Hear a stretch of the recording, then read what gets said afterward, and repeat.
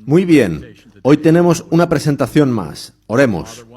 Padre, por favor, guía nuestras mentes una hora más. Ayúdanos a entender tu palabra en el nombre de Jesús. Amén. Nuestra última presentación es ¿qué es la expiación final? Id a Hebreos 9, donde leeremos un solo versículo, el 24. Hebrews chapter 9, verse 24.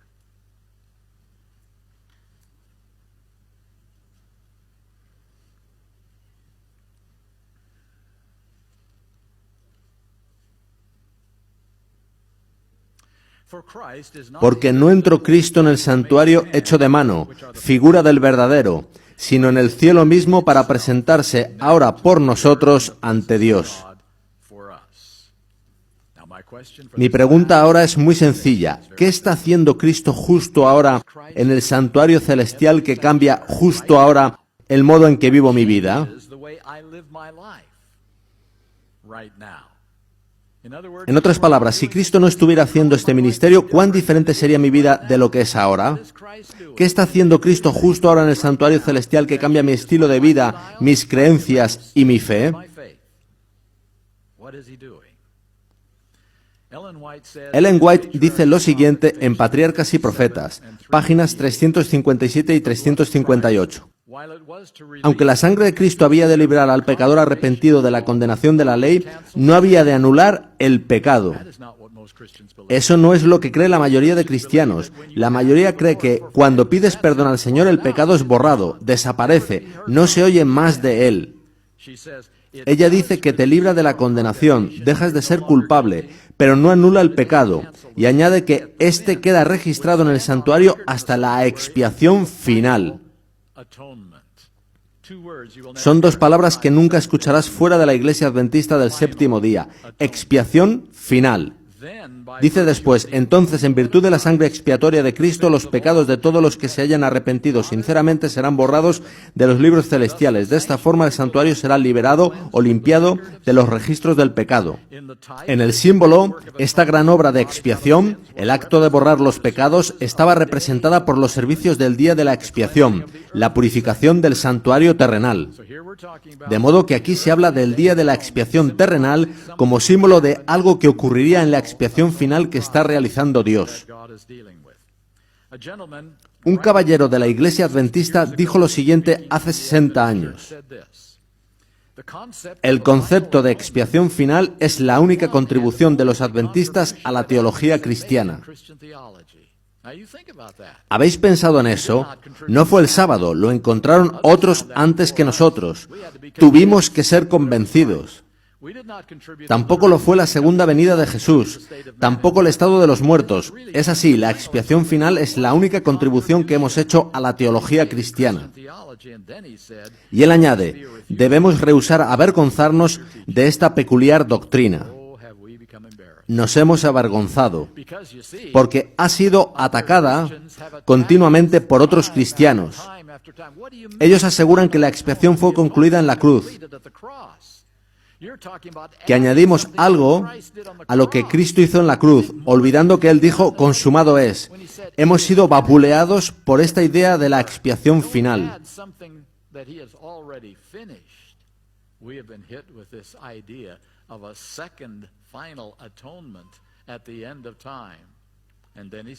Añadió además, muchos enseñan ahora que los santos no serán sin pecado hasta el segundo advenimiento de Cristo.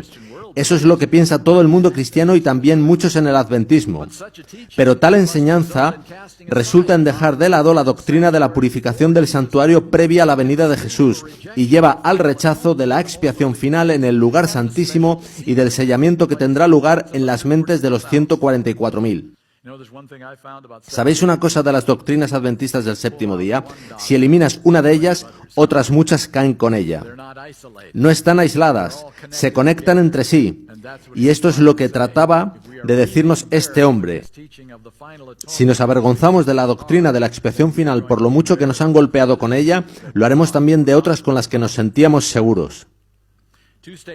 Veamos dos citas de Ellen White. La primera está en Primeros Escritos, página 254. Dice así: la atención de todos, y esa palabra todos es importante aquí, la atención de todos los que aceptan este mensaje se dirige hacia el lugar santísimo, donde Jesús está de pie delante del arca, realizando su intercesión final por todos aquellos para quienes todavía hay misericordia. La mente de todos nosotros necesita ser dirigida al lugar santísimo, donde Jesús está haciendo algo concluyente, algo que está al final de todo. En Testimonios, volumen 5, página 575, dice: todos necesitan llegar a ser más inteligentes respecto de la obra de la expiación que se está realizando en el santuario celestial. Justo ahora se está realizando. Cuando se vea y comprenda esa gran verdad, y este es un término interesante, hay muchas verdades en la Biblia y Ellen White habla de muchas verdades, pero raramente llama a algo gran verdad. Cuando se vea y comprenda esa gran verdad, los que la sostienen trabajarán en armonía con Cristo para preparar un pueblo que subsista en el gran día de Dios, y sus esfuerzos tendrán éxito. Cuando se comprenda esta gran verdad, se terminará la obra. Es lo que ella dice. Hasta entonces no se terminará. Es una cita muy importante. Nada de lo que voy a compartir con vosotros hoy es nueva verdad. Todo va a ser enseñanza adventista muy antigua, pero que ha sido de alguna manera diluida e ignorada en estos días en que vivimos. Así que voy a ir al que considero el más valioso libro que nunca he leído sobre este asunto. Se trata de El santuario y su servicio, de M.L. Andreasen. Nos centraremos en el penúltimo capítulo, del que recogeré algunas citas que vamos a examinar muy cuidadosamente.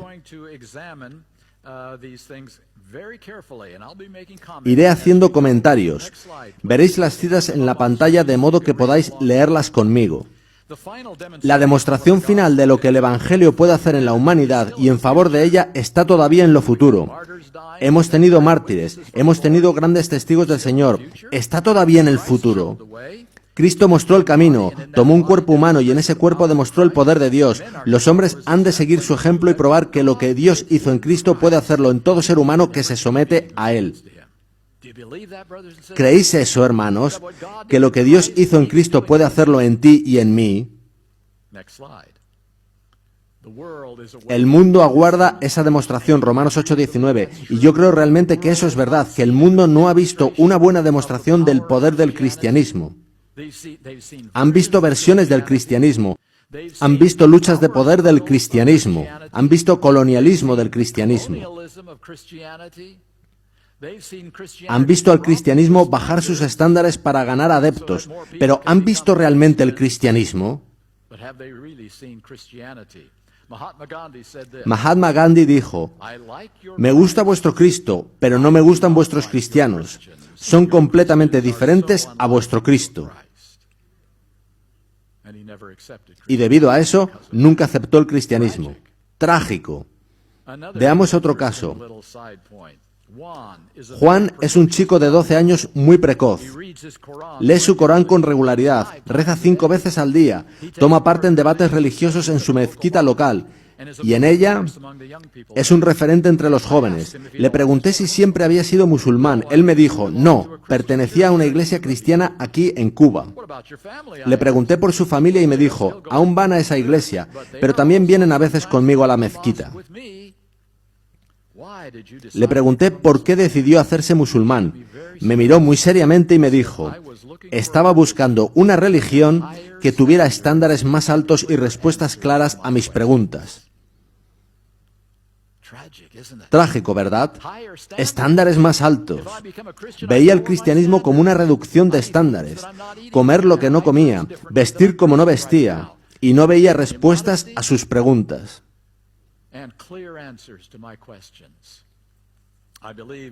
Yo creo que Andreasen estaba en lo cierto cuando dijo que el mundo aguarda esa demostración. No han visto aún auténtico cristianismo.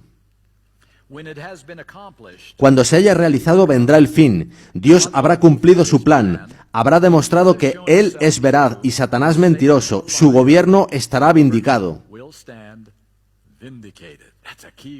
Esa es una palabra clave, vindicación. La vindicación de Dios es nuestra misión, nuestro propósito, la razón por la que Dios trajo a la existencia a esta iglesia.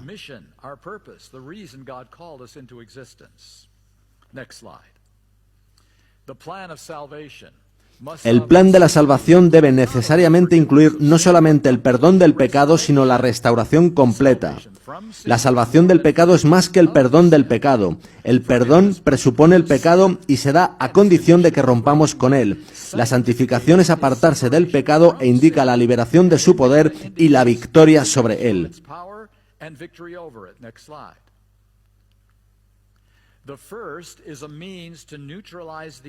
El primero es un medio de neutralizar el efecto del pecado. La segunda es una restauración del poder para obtener la victoria completa. Ese es el corazón y el alma del mensaje del Evangelio adventista. No solo perdón, sino también poder y victoria. Así sucederá con la última generación de hombres, y por cierto, esto fue escrito hace muchos años, más de 50. Con hombres se refiere a la humanidad, incluye mujeres. Así sucederá con la última generación de hombres que vivan en la tierra. Por su medio Dios hará la demostración final de lo que puede hacer con la humanidad. Tomará a los más débiles de los débiles, aquellos que llevan todos los pecados de sus antepasados, y en ellos mostrará su poder. Estarán sujetos a toda tentación, pero no cederán. Demostrarán que es posible vivir sin pecar, es decir, que harán la demostración que el mundo ha estado esperando y para la cual Dios ha estado haciendo los preparativos. Será evidente para todos que el Evangelio puede realmente salvar hasta lo sumo. Dios será hallado veraz en sus dichos.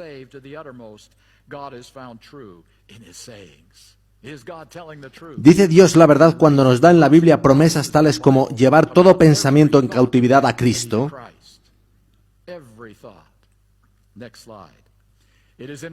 En la última generación de hombres que vivan en la tierra quedará plenamente revelado el poder de Dios para la santificación. La demostración de ese poder es la vindicación de Dios. Eliminará cualquier acusación que Satanás haya presentado contra él. En la última generación Dios queda vindicado y Satanás derrotado.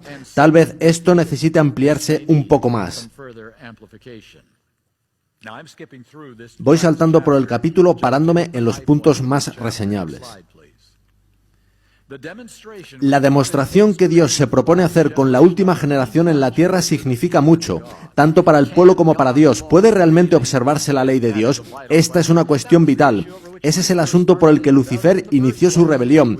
No necesitamos una ley. Sabemos lo que es correcto y lo que no por nosotros mismos. Somos inteligentes. Muchos negarán que se puede hacer. Eso le sucede a la mayoría del mundo cristiano. Piensan que no se puede guardar la ley y que por eso lo hizo Cristo para nosotros. Otros dirán volublemente que puede hacerse. Interesante. ¿Seremos nosotros? ¿Decimos alegremente que podemos guardar la ley? ¿Es acaso esa nuestra experiencia?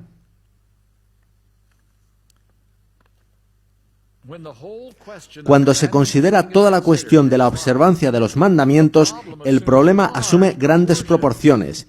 La ley de Dios es excesivamente amplia, abarca los pensamientos y los intentos del corazón, juzga los motivos tanto como los hechos, los pensamientos como las palabras.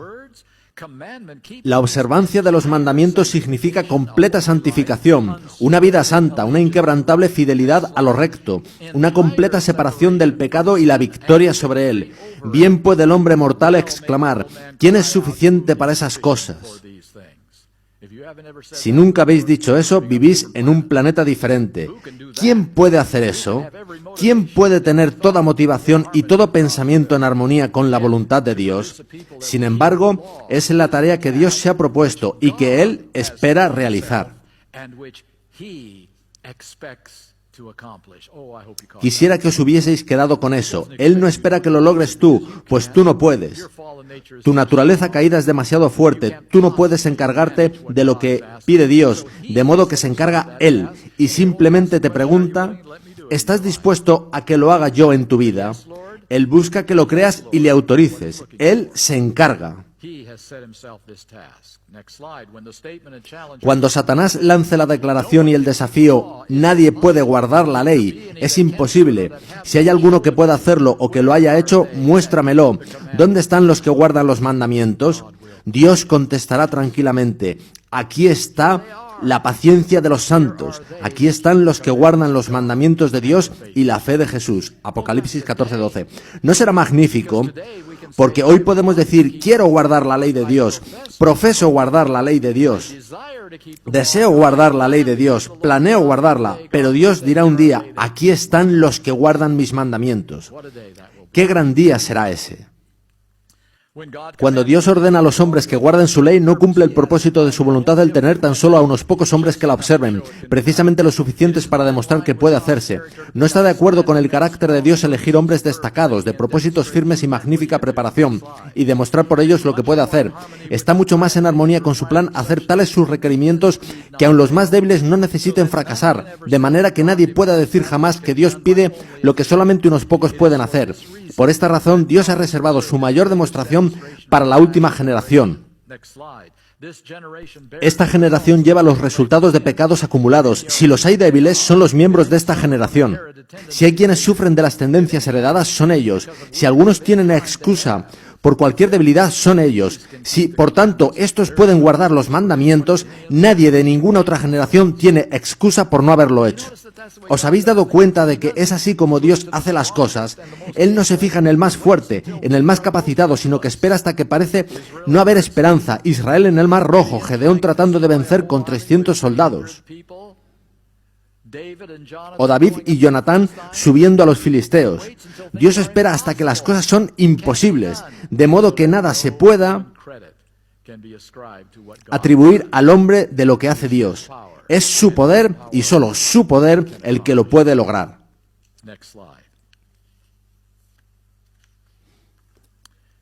Dios está listo para el desafío.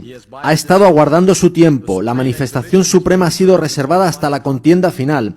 De la última generación Dios elegirá a sus escogidos, no a los fuertes o poderosos, no a los que gozan de honores y riquezas, no a los sabios ni encumbrados, sino tan solo a personas comunes, y por su medio hará su demostración.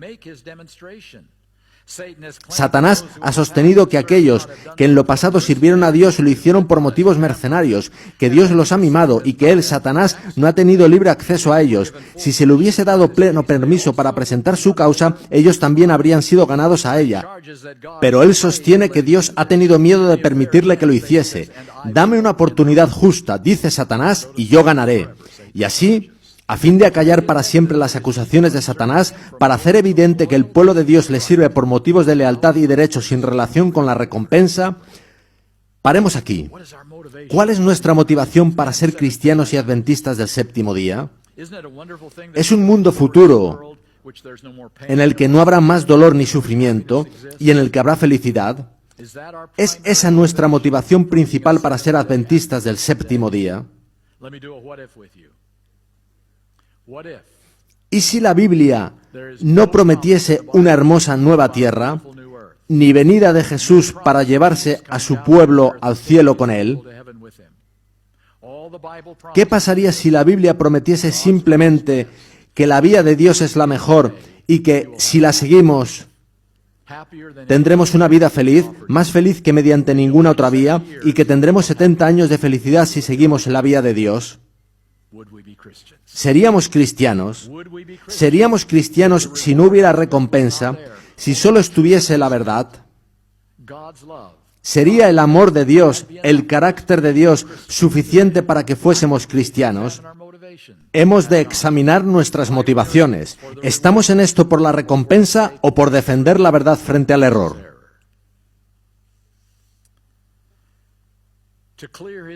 Para limpiar su propio nombre y carácter de las acusaciones de injusticia y arbitrariedad, para demostrar a los ángeles y a los hombres que su ley puede ser observada por los hombres más débiles en las circunstancias más desalentadoras y difíciles, Dios permite a Satanás que pruebe a su pueblo hasta lo sumo.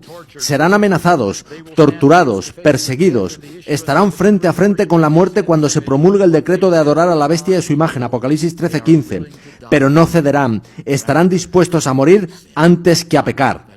Yo quiero esa experiencia, hermanos, que llevado a la tesitura de la vida o la muerte por obedecer a Dios, elija, sin titubear, dar mi vida por la verdad. Creo que ese es el objetivo para todos nosotros. Next slide. Will they stand the test? ¿Resistirán la prueba? A los ojos humanos parece imposible. Si tan solo Dios acudiera en su ayuda, todo iría bien. Están resueltos a resistir al maligno. Si es necesario, pueden morir, pero no necesitan pecar. Satanás no tiene poder, ni lo ha tenido jamás, para obligar a un hombre a pecar. Puede tentarlo, destruirlo, amenazarlo, pero no puede obligarlo. Cannot compel. Are we clear on that? ¿Tenemos eso claro? Cuando batallan Dios y Satanás, es Dios el que gana. Asegurémonos de comprender eso. También en nuestra experiencia, Dios gana en la lucha que hay en nuestras vidas contra la tentación. And now God demonstrates Y ahora Dios demuestra por medio de los más débiles de entre los débiles que no hay excusa, ni la ha habido jamás para pecar. Si los hombres de la última generación pueden repeler con éxito el ataque de Satanás, si pueden hacerlo teniendo todas las desventajas contra sí y el santuario cerrado, ¿qué excusa hay para que los hombres hayan pecado alguna vez? ¿Os habíais preguntado alguna vez por qué hay un cierre del tiempo de gracia antes de la venida de Jesús? De nuevo, solo los adventistas enseñamos esa doctrina, porque solo en el Evangelio adventista encaja.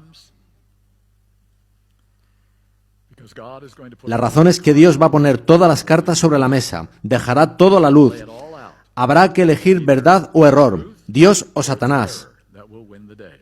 I or Satan will win the day. I'll step out of the heavenly Jesús saldrá del santuario celestial, cesará la labor de perdonar pecados y en las vidas de los que habitan la tierra será demostrado in the lives of the people who are on earth for a short period por un corto periodo de tiempo, alabado sea Dios por ello, que tú puedes elegir no pecar o pecar. will choose to sin.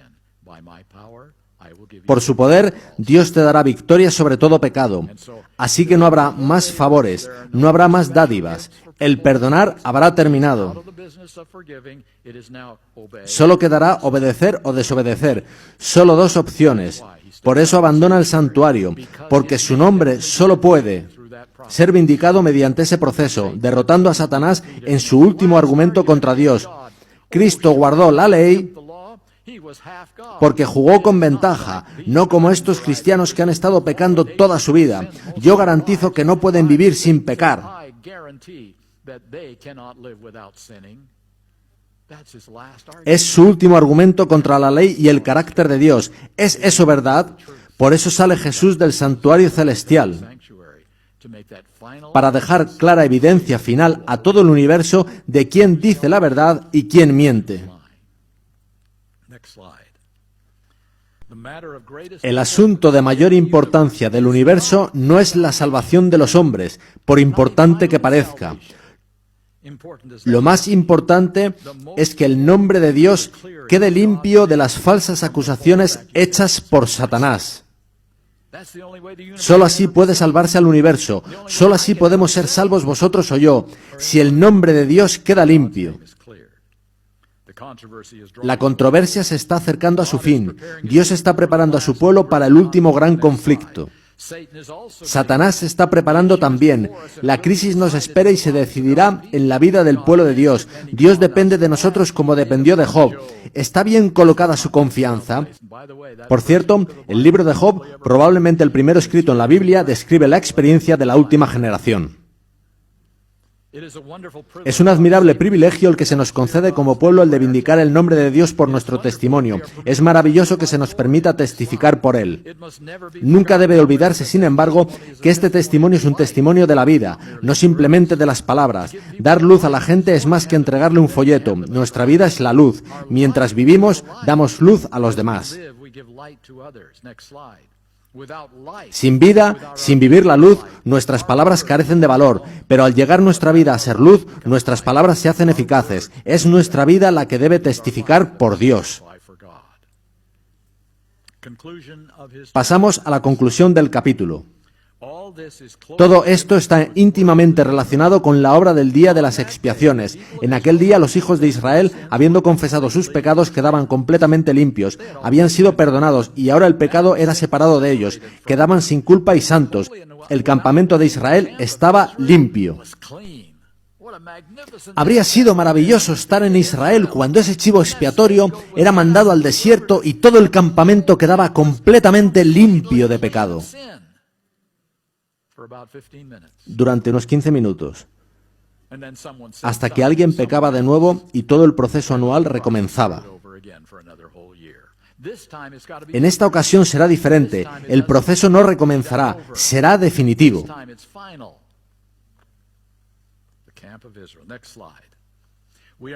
Ahora estamos viviendo en el gran día real de la purificación del santuario. Todo pecado debe ser confesado y por la fe enviado de antemano al juicio. Mientras el sumo sacerdote entra en el lugar santísimo, el pueblo de Dios tiene ahora que encontrarse cara a cara con Dios. Debe saber que todo pecado ha sido confesado y que no queda mancha alguna de pecado. Y ahora viene la frase que resume todo el capítulo. La purificación del santuario celestial depende de la purificación del pueblo de Dios en la tierra. No podría ser de otra forma. Si Jesús limpia el santuario de todo pecado y entonces pierdo de nuevo los nervios y confieso mi pecado, este sube al santuario y Jesús debe limpiarlo de nuevo. Si tú pecas al día siguiente y confiesas, Jesús tendría que limpiarlo de nuevo. Nunca terminaría. La purificación del santuario celestial depende de la purificación del pueblo de Dios en la tierra. Si este templo no es purificado, nunca puede purificarse aquel templo. Cuán importante es, pues, que éste sea santo y sin culpa. Todo pecado debe ser consumido en ellos a fin de que puedan subsistir a la vista de un Dios santo a pesar del fuego devorador. Como dije, nunca vi una presentación más clara, concisa y exhaustiva de la expiación final que esta de M. L. Andreasen. Y está también en los escritos de Jones y Wagoner. De ningún modo fue un invento de Andreasen. Habiendo repasado todo esto, os mostraré una cita de alguien que fue editor asociado del Adventist Review.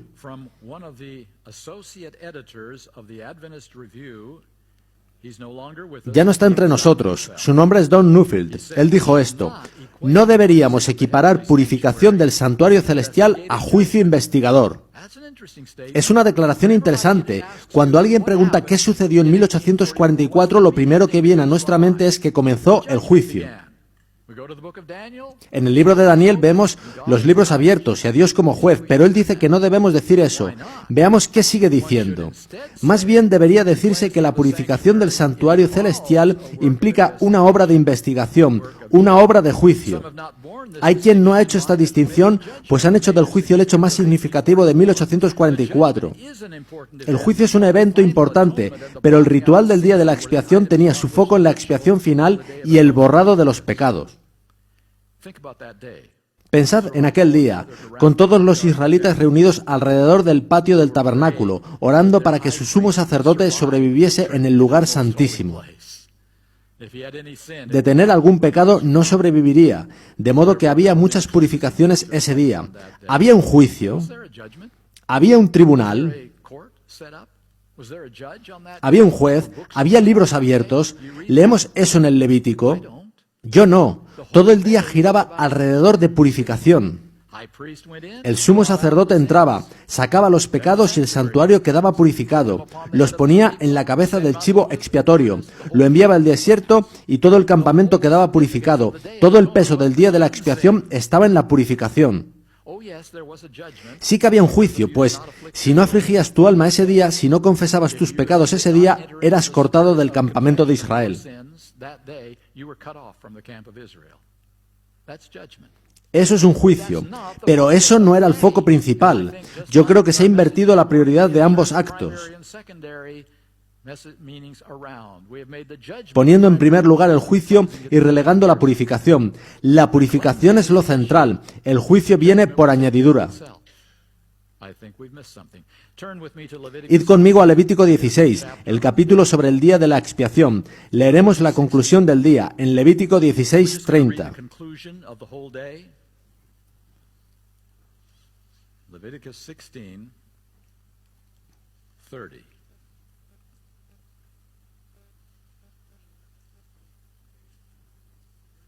Verse 30. For on that day, porque en este día se hará expiación por vosotros, y seréis limpios de todos vuestros pecados delante de Jehová. Ahí lo tenéis. podéis ver que hay una parte del proceso expiatorio en el día de la expiación y no tiene lugar en el patio exterior, que representa la crucifixión de Cristo. Y el propósito es limpiarte. El perdón ya tuvo lugar en el patio exterior.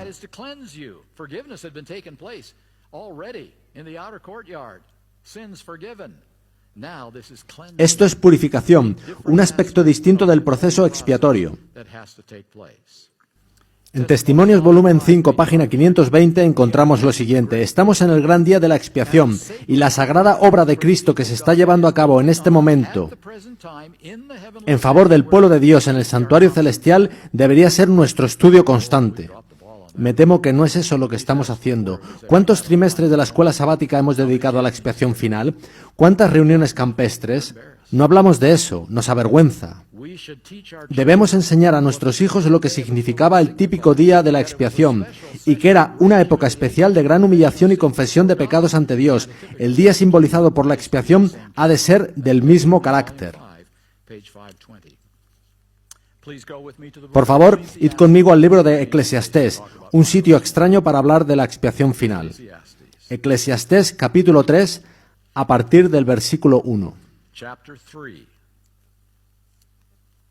beginning with verse 1.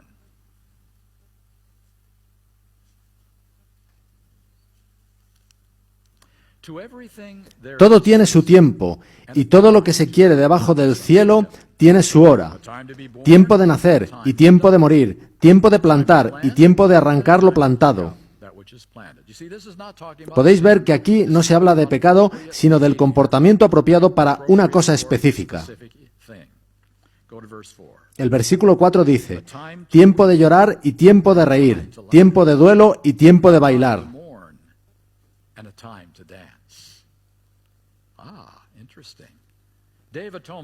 ¿Era el día de la expiación un día de reír y bailar? ¿O era un día de llanto y duelo por los pecados que han causado todo este problema? ¿Hemos confundido eso hoy en día? Estamos viviendo en el día de la expiación. ¿Es un tiempo para reír y bailar? No se trata de que no podamos reír. Ese no es el asunto. Es en espíritu y actitud en lo que es tiempo de duelo y de llanto. Pues hemos demorado la venida de Jesús más de 100 años. Y si no lo comprendemos, la demoraremos 100 años más. Es tiempo de llanto y duelo. Ahora, tras el día de la expiación venía otra fiesta, la fiesta de los tabernáculos. ¿Qué hacían? ¿Llanto y duelo? No, reían y bailaban. El campamento había sido purificado, era la celebración de la cosecha. ¿Qué representa la fiesta de los tabernáculos en el gran plan de Dios? El cielo, la nueva tierra. Ese es tiempo de reír y bailar. Estaré encantado de aprender cada paso de baile que Jesús quiera enseñarme sobre el mar de vidrio. Antes de eso, no estoy tan seguro. Yo creo que hemos confundido las cosas. Las hemos cambiado de orden. A veces no se trata de un error, sino de perder la perspectiva de las cosas por alterarlas de orden.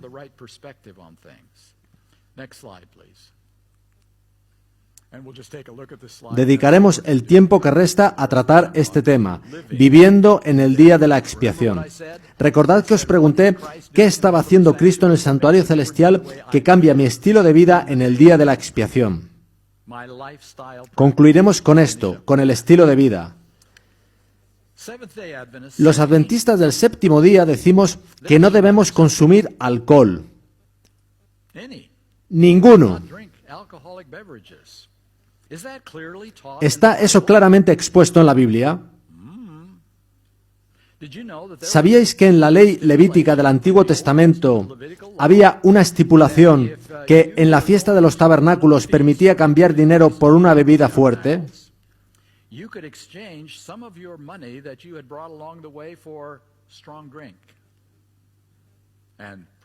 Y alabado sea Dios por ella.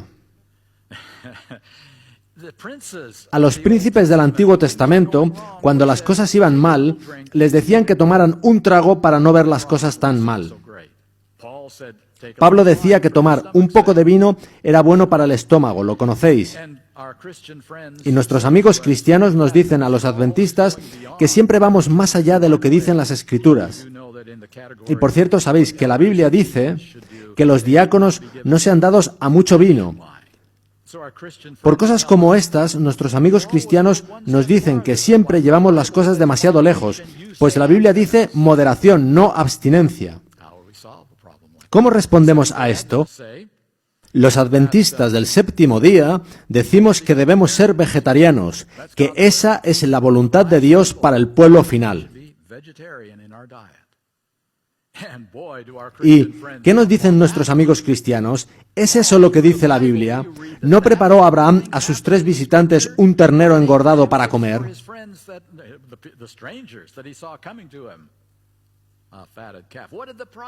¿No recibió también un ternero engordado el hijo pródigo cuando regresó a casa? La dieta en la Biblia incluía animales limpios. De nuevo, se podría decir que los adventistas vamos más allá de lo que dice la Biblia. ¿No preguntan eso nuestros hijos? Los adventistas del séptimo día también decimos que no hay que llevar joyas. Escuchad esta carta que llegó al editor del Adventist Review. La Biblia es más favorable que contraria a las joyas. Job, del que Dios dijo que era justo, recibió de familiares varios anillos de oro. José recibió del faraón un anillo y un collar de oro. Abraham envió a Rebeca un pendiente de oro, 2 brazaletes de oro y joyas de oro y plata. ¿Cómo es que los adventistas nos mostramos contrarios a las joyas? ¿Cómo respondemos a ese tipo de preguntas? ¿Cómo podemos decir que no debemos hacer ciertas cosas cuando la Biblia no las prohíbe? Antes de contestar a eso, vayamos a otras 3 preguntas. ¿De dónde procedían las 12 tribus de Israel? ¿Cuál era su origen? ¿Acaso lo era una feliz familia modelo? ¿Leísteis la historia?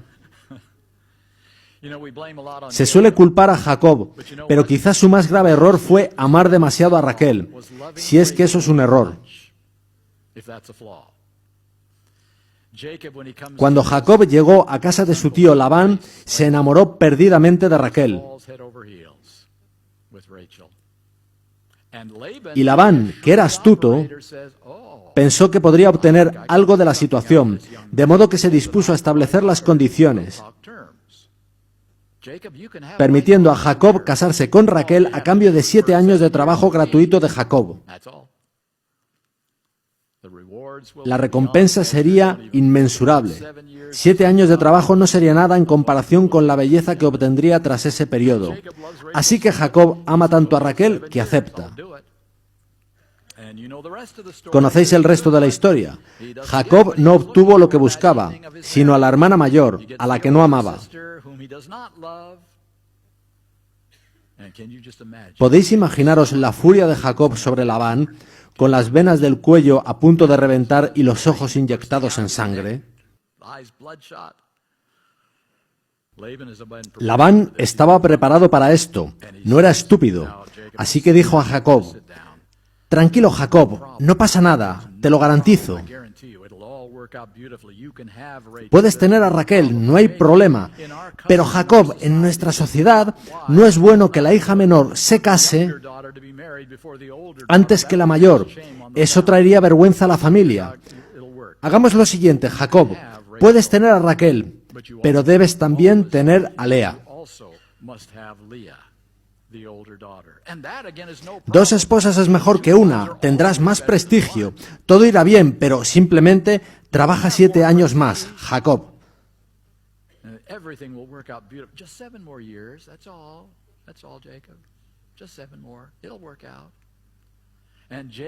Y Jacob ama tanto a Raquel que acepta esta malvada propuesta de Labán para obtener 14 años de trabajo gratuito.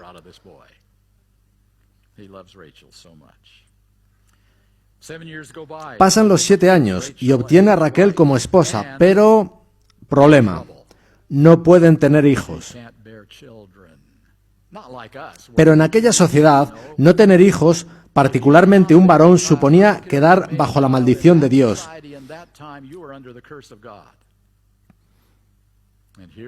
Así que nos encontramos con Raquel, la esposa amada, la favorita, sin hijos, bajo la maldición de Dios. Imaginaos cómo hablaría Lea, que sí tuvo hijos, a Raquel y al resto de la familia de Jacob. Esa es la esposa favorita, pero si está bajo la maldición de Dios. Y cada día, al ir Raquel al pozo a por agua, era martilleada con el mismo discurso, todos los días.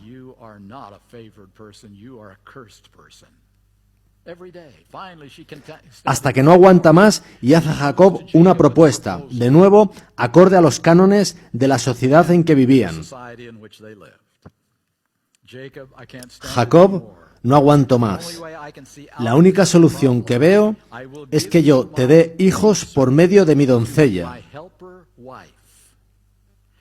a la que tú fecundarás, de modo que yo quede liberada de este estigma bajo el que vivo.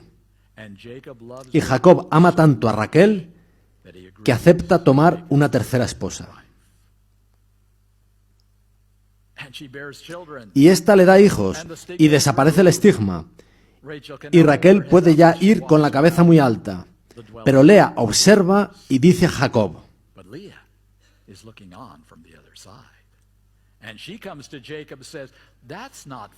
eso es fraude, es 2 contra 1. Si Raquel recibe ayuda, yo también quiero ayuda.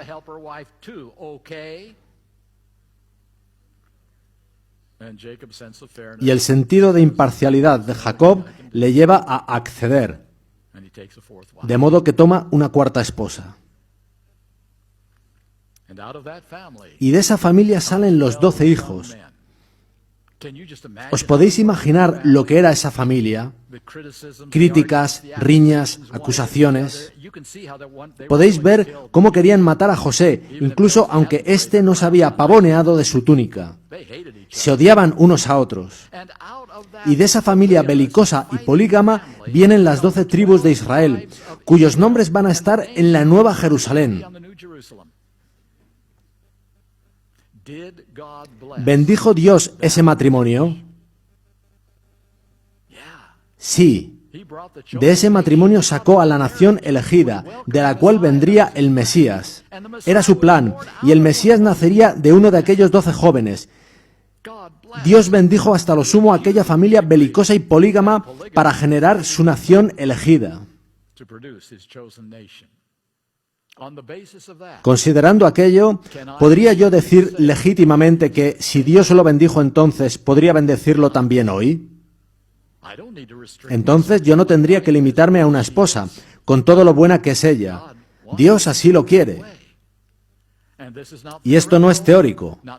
En un estado no muy lejos de este, hay gente que cree con todo su corazón que ese es el plan de Dios y que deben vivir de acuerdo con él. Ese es un ejemplo, pero tengo otro. Aún quiero probaros. Si no tenías dinero en Israel, si no podías alimentar a tu familia, te podías vender a ti mismo a alguien con más dinero, pero solo podía ser por 6 años. Al 7º, él debía dejarte libre. Pero si no querías quedar libre, podías elegir permanecer en esclavitud para siempre. Para ello, saldrías a la puerta y te horadarían la oreja, mostrando así tu elección de quedar de esclavo para siempre. Esas eran las reglas de la esclavitud, basadas en el código levítico instaurado por Dios. Podríamos decir, ¿por qué no nosotros? ¿No podríamos hacer lo mismo ahora? Y de nuevo, hace años, había gente que iba a la iglesia cada domingo y decía, Dios bendijo y reguló la esclavitud en el Antiguo Testamento, y Él puede igualmente bendecirla y regularla hoy en día. Nosotros somos cristianos. Veamos un ejemplo más. Cuando Moisés bajó de la montaña portando las tablas de piedra en las que Dios había escrito, las lanzó y rompió en pedazos cuando vio lo que estaba sucediendo, y pidió que se pusieran de su lado los que estaban con el Señor. Y una tribu completa, la de Leví, se puso al lado de Moisés. Ellos no habían participado en la idolatría que tuvo lugar. ¿Recordáis las siguientes palabras de Moisés a los levitas, siendo Moisés un profeta de Dios? Les dijo que cogieran su espada y mataran a los infieles de Israel. ¿Os imagináis lo que sería eso hoy? Que yo invitara a los fieles a ponerse de mi lado y que mataran a los adventistas infieles. ¿Qué os parecería? ¿Es correcto matar por causas santas? Hoy tenemos toda una filosofía acerca de guerras santas. Nosotros somos los justos, podemos hacer guerra. Y se basa en esa comprensión. ¿Cómo hemos de interpretar estas cosas? Voy a compartir con vosotros un principio sin el que no se puede comprender correctamente la Biblia, particularmente el Antiguo Testamento. Dios permite, bendice, regula y ordena cosas que no le gustan, cosas que son repulsivas para Él. Es toda una declaración. Dios permite, bendice, regula y ordena cosas que Él detesta. ¿Por qué? Es porque Él ama tanto a sus seguidores humanos que no les pide algo que no está a su alcance. ¿Cuál era la situación de los israelitas? Comprendían la voluntad de Dios, habían estado en esclavitud cientos de años, apenas sabían de la existencia de Dios y no guardaban el sábado. De modo que Dios tuvo que tomarlos donde estaban en una virtual ignorancia y conducirlos lentamente, paso a paso. Solo más tarde pudo Jesús decirles: oísteis que fue dicho a los antiguos, pero yo os digo... Había dos razones por las que Dios permitió, reguló y ordenó cosas como esas: la dureza del corazón de los hombres y la ignorancia de la época, dureza de corazón e ignorancia de cuál era la voluntad de Dios. De modo que Él permitió cosas como hacemos con nuestros hijos. ¿Esperáis que vuestro hijo de 3 años sepa y haga lo que el de 17 años? No, le permitís cosas porque no tiene conocimiento. Le toleráis, le amáis, pero tenéis estándares más altos para el que sabe y comprende. Es igual con nosotros. Dios nos ama y me alegro de que actúa con nosotros de manera individual. Comienza con nosotros donde estamos, individualmente. Pasa por alto cosas que no le gustan de nosotros, con la esperanza de poder llevarnos gradualmente a un nivel más alto. Dios hace con nosotros lo mismo que hacía con el pueblo del Antiguo Testamento. Ese es el principio. Dureza de corazón e ignorancia de la época, por la que ciertas cosas que no agradan a Dios son permitidas, pero de ningún modo formarán parte de la nueva tierra. Por esa razón no tenemos más de una esposa, no tenemos esclavos y no tomamos la espada, pues Jesús dijo que si alguno mata a espada debe ser muerto.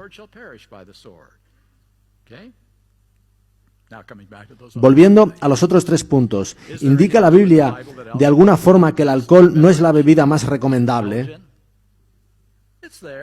Claro que sí. No está prohibida en la Biblia, pero se indica. ¿Indica la Biblia de alguna forma que el vegetarianismo es el plan de Dios? Desde luego que sí. Está Génesis 1:29, o los 40 años vagando por el desierto con una dieta vegana. Y está Daniel. No necesitamos más. Está claramente indicada. ¿Hay alguna evidencia en la Biblia de que las joyas no son lo más recomendable? Desde luego, incluso en el Antiguo Testamento lo encontramos.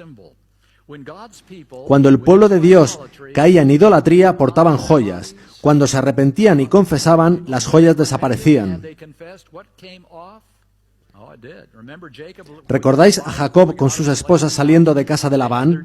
Llevaban sus ídolos y sus zarcillos, y Jacob enterró ambas cosas debajo de una encina, pues ambas cosas están conectadas. Pablo llama también a ataviarse decorosamente, no con oro ni perlas. Así que hay numerosas evidencias en la Biblia sobre esto. Pero vayamos al asunto en cuestión.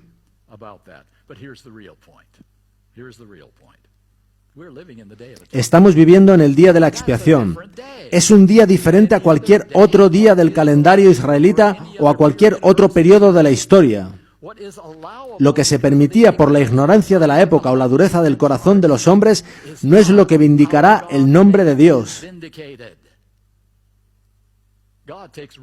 Permitiendo cosas que no aprueba, Dios asume verdaderos riesgos, ser malinterpretado. Y Dios dice, ahora quiero llevarte al nivel más alto, a representar mi carácter. Yo espero ver a Martín Lutero en el cielo. ¿Por qué no? Sin él, no creo que ni siquiera existiésemos. Pero Martín Lutero creía que Dios predestina y que todo bebé ha de ser bautizado nada más nacer si quiere evitar la condenación. Tomaba cerveza todas las tardes y no era especialmente amable. Martín Lutero no vivió en el día de la expiación. Había ignorancia en aquel tiempo. Suele llamarse la época del oscurantismo, y es por algo.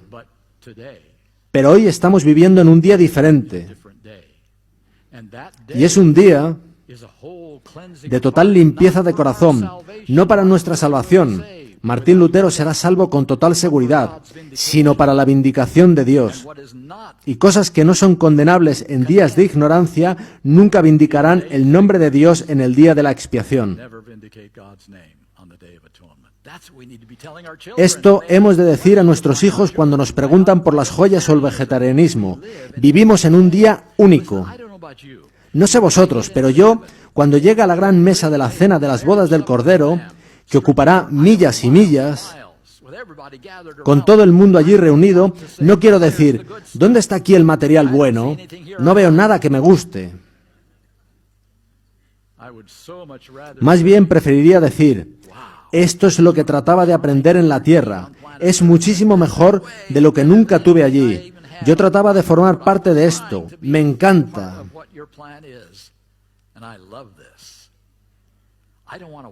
Yo no quiero sufrir en el cielo un choque cultural. Muchos allí lo tendrán, incluido Martín Lutero. Pero nosotros estamos en el día de la expiación. No deberíamos tener ningún choque cultural. Nuestra conexión con el cielo debe permitirnos vivir tan cerca del ideal de Dios que no haya dureza de corazón ni ignorancia de los tiempos en la última generación de la Iglesia Adventista del séptimo día. Eso es lo que quiero compartir con nuestros jóvenes cuando preguntan y con nuestros amigos cuando nos dicen que vamos más allá de lo que dice la Biblia. Está ahí, en la Biblia, y porque vivimos en épocas diferentes, requiere nuestra completa cooperación con Dios. Concluiré con una breve cita de A.T. Jones escrita hace 110 años. La consumación del misterio de Dios es la conclusión de la obra del Evangelio, y la conclusión de la obra del Evangelio es primeramente la eliminación de todo vestigio de pecado para traer justicia eterna. Cristo completamente formado en cada creyente, solo Dios manifestado en la carne de cada creyente en Jesús. Ya no soy yo, sino Dios. Por tanto, la primerísima obra en la purificación del santuario era la purificación de las personas. Eso era preliminar y esencial para la purificación misma del santuario, para terminar con la transgresión y traer justicia eterna al corazón y la vida de cada persona. Y ahora dice, cuando la corriente que fluía adentro del santuario era detenida en su origen, entonces, y solo entonces, podía el santuario mismo ser purificado de los pecados y transgresiones que habían estado fluyendo adentro del santuario. Nosotros somos el origen, ha de detenerse aquí, antes de que el santuario celestial pueda ser limpiado, antes de que pueda cerrarse el tiempo de gracia, antes de que Dios pueda sellar a su pueblo y antes de que Jesús pueda venir. El orden no puede cambiarse. Así, esto nos enseña que el servicio de nuestro gran sumo sacerdote en la purificación del verdadero santuario debe ser precedida por la purificación de cada uno de los creyentes. La purificación precede al borrado de los pecados. Este era el mensaje que quería compartir con vosotros esta noche. Como dije, no es un mensaje nuevo. El libro del que leí tiene 60 años y 110 años el de A.T. Jones. Esto es el verdadero adventismo histórico y auténtico, el cual está escondido dentro de la mezcla de pensamiento moderno y mejores, entre comillas, caminos de explicar quiénes somos, pero que en absoluto son mejores. Os reto y me reto a que seamos esa generación. No debemos mantenernos dando excusas de lo que se permitía en el Antiguo Testamento o en el Nuevo Testamento. Hemos de terminar con las excusas para simplemente decir cuál es la cuota más alta que puedo alcanzar en esta tierra para reflejar tu carácter. Eso es todo lo que quiero. Oremos. Padre Celestial, estoy muy agradecido de que en tu misericordia permitas cosas que no te agradan. Pero tú nos toleras donde estamos, individualmente y como iglesias y naciones. Gracias por tu misericordia para con nosotros, que no asumamos que esa misericordia es para siempre, pensando que porque fue así, entonces podemos vivir de formas que no te agradan. Sea la siguiente nuestra súplica, que en esta última generación queramos saber únicamente lo que vindicará tu nombre y destruir a Satanás en sus mentiras contra tu carácter, que sea ese nuestro interés, nuestra determinación y nuestro compromiso. Que nunca nos apartemos de esa decisión. Es en el nombre de Jesús que lo pedimos. Amén.